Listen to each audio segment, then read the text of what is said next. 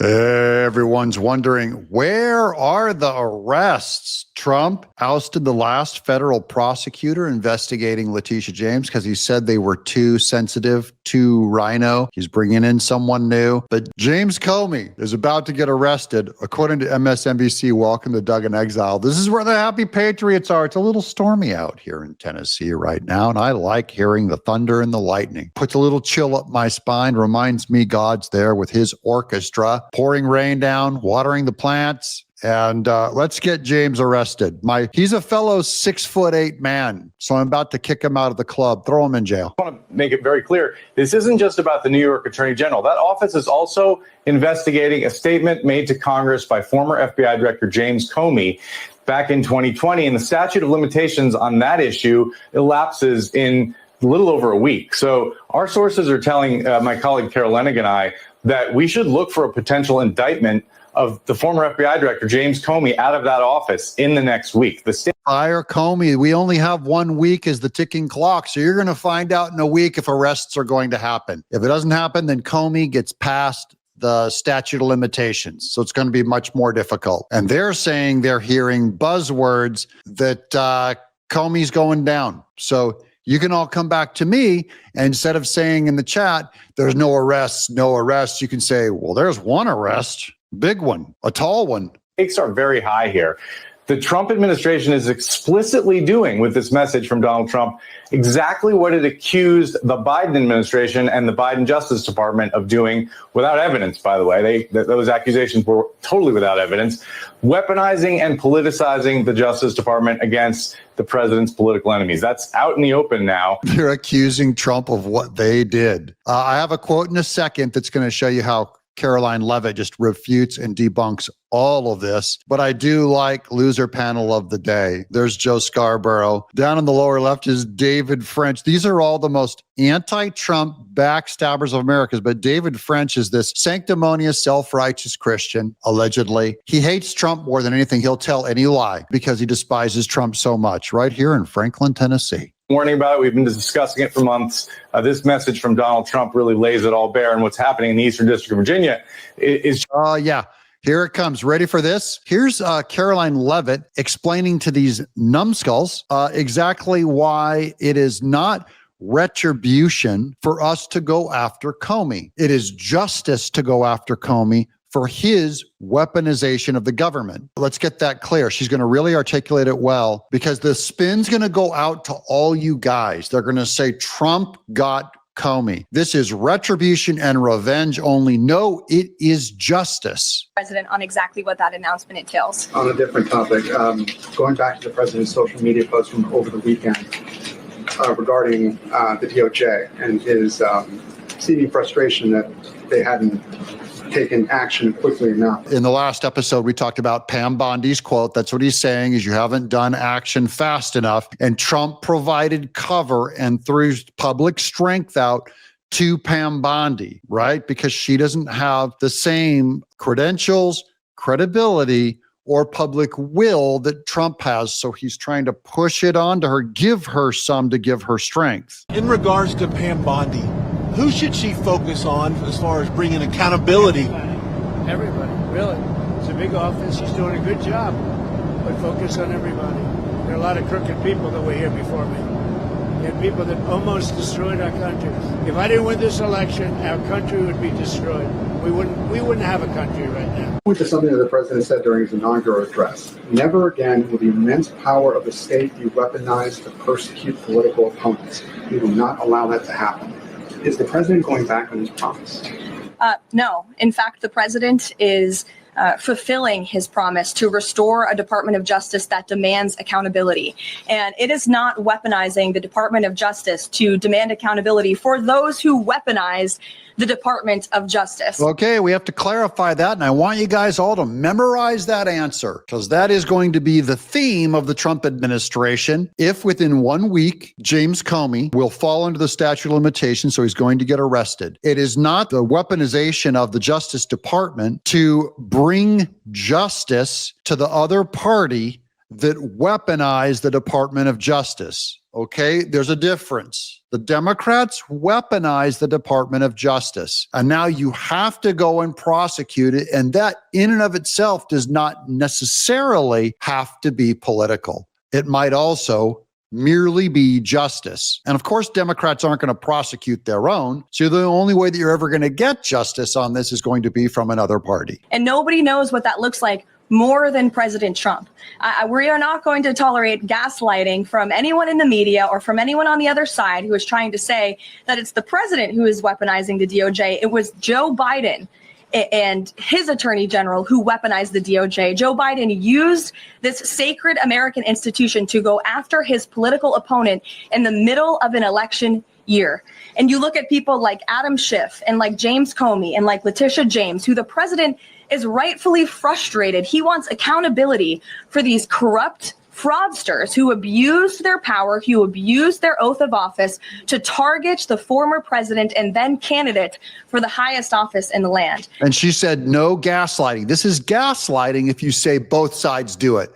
Both sides weaponize the government. No, they don't. No, they don't. One side weaponized it, and now we're bringing back righteous judgment against them. So the only question that you have to ask, because that's gaslighting if they try and pull that on you, okay? All you have to ask is, did the Democrats not weaponize the Justice Department first? Even moderate Republicans agree. Even rhino Republicans, conservatives, agree that the Biden Justice Department was weaponized against Trump with the felonies, with Alvin Bragg recreating the statute of limitations to get him for E. Jean Carroll, with Letitia James, made up charges where there was no victim.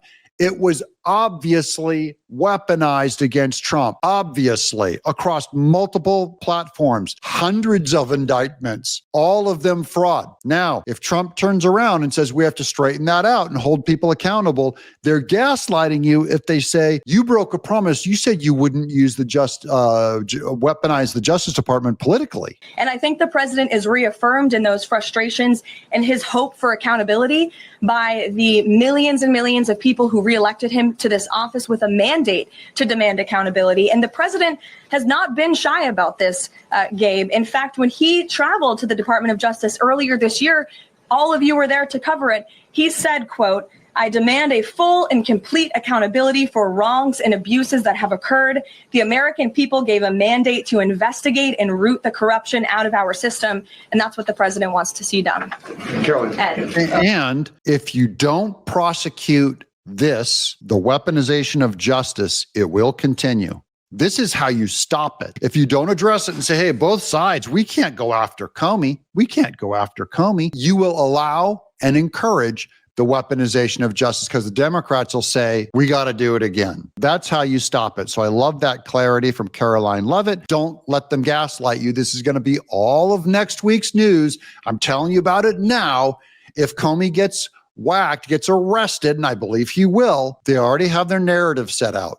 Trump promised he's going to weaponize, he's going to weaponize government. Get ready for the biggest crybaby, just it's the end of democracy. All the media, of course, they have no microphone anymore because no one believes you because you're all frauds. Here's Kash Patel. The FBI has taken into custody the suspect linked to the shooting into ABC 10 Sacramento station lobby under a federal hold for interference with licensed broadcasts.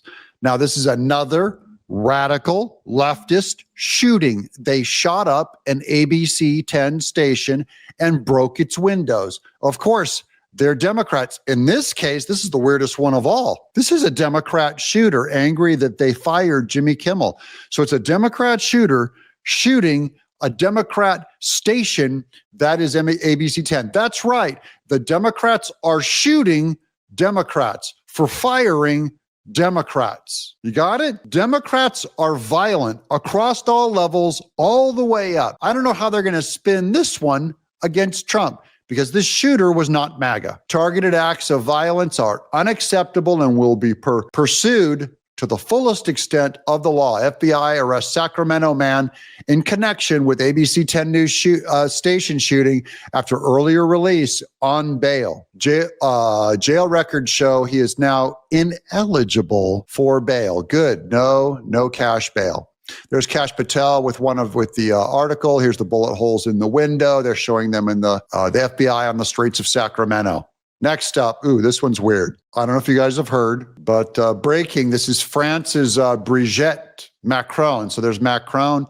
This is his wife. Candace Owens came out and very clearly and very overtly said that she was a man, that this person was a biological man. And they sued her. They're going to get they're going to drain Candace Owens dry in fines for life. And then here's the funny part. This is France's Brigitte Macron provides photo evidence confirming she's a woman per the BBC. Now, I don't have the photo evidence. I don't want to see the photo evidence. But apparently there's photo evidence that she presented this lovely woman, biological female. I will take your word for it. I don't need to see the photo evidence to my audience, but there is apparently photo evidence. Okay. And then here's this one I'm going to do on how great Trump is doing with the polls. I like giving you guys some good news here.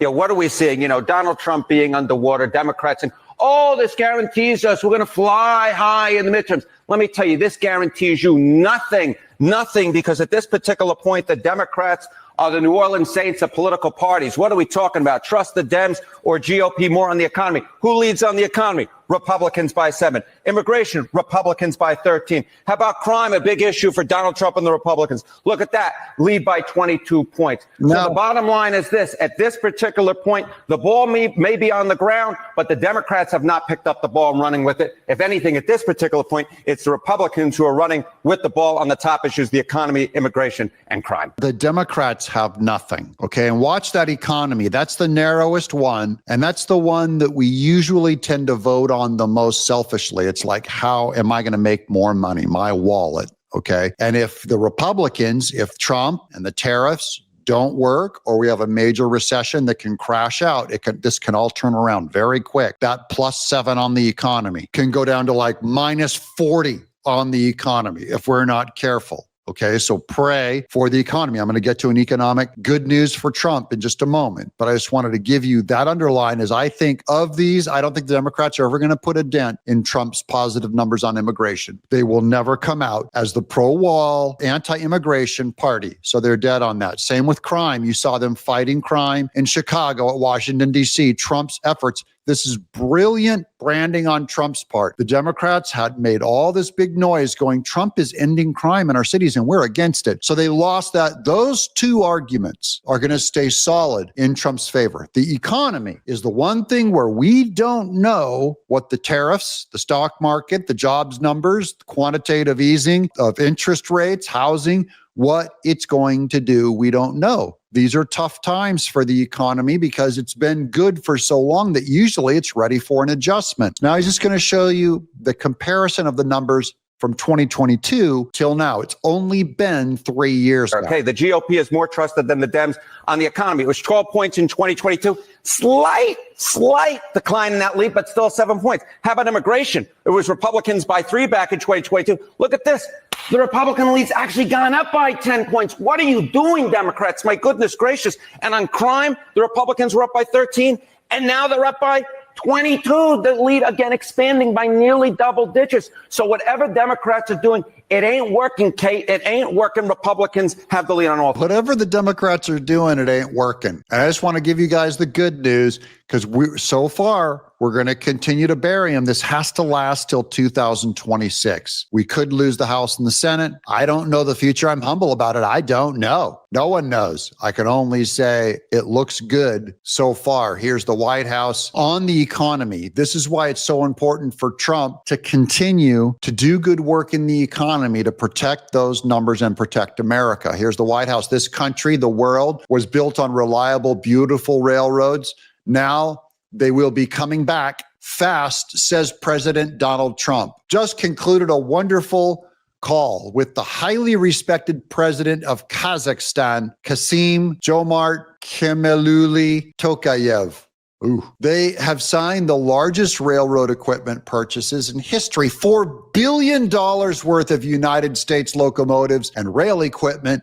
We need to support our U.S. rail industry, which has been attacked by fake environmentalists for years. What party do they belong to, chat? What party are the environmentalists that shut down our railroads? Congratulations, President Tokayev, on his great purchase. This country, the world, was built on reliable, beautiful railroads, and now we will be coming back fast. And finally, on a humorous note, Kamala Harris, this is Variety magazine. I love checking in on Hollywood because they're so pathetic. Kamala Harris to sit down with Rachel Maddow. Talk about dumb and dumber. For the first news interview since leaving office. How many of you are dying for the first news interview after Kamala Harris first leaving office? And how bad are the Democrats trying to hide this Dumb and Dumber interview? Here's how to watch the segment online. No one wants to even carry it. They've put it behind a paywall so no one can see Kamala Harris embarrass herself with Rachel Maddow. I'm going to try and find that interview because it would just be funny